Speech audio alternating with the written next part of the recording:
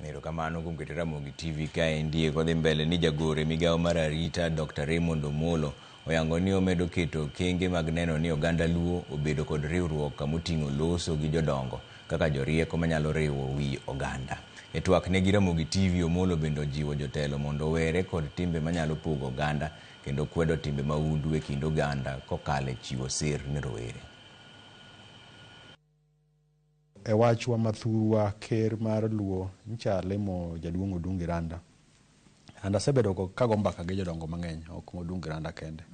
Obed ker gine obed jaduong' nitie jaduong' Ayaga, nitiere Nyandiko gi jodongwa mang'eny kata mana mamine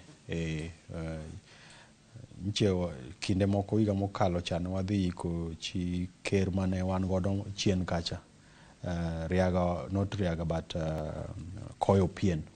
So wasebedo gi kikao gi jodongwa giendi, watemo ng'eyo ni to kako oganda ere kaka ginyalo konyowa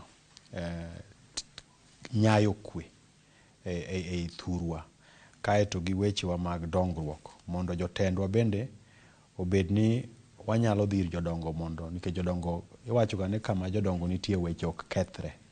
So en gima asebedo katimo kendo abro medo timo kendo en gima ber. Atemo semo jotendwa mamoko ni wabed ni wanyalo yudo kinde kwago mbaka kendo walemo jodongo gi nikech gin gi paro maber, gi ng'eyo kuma waaye kako oganda to gi gik mwanyalo timo mondo oganda omed bedo kamoro achiel.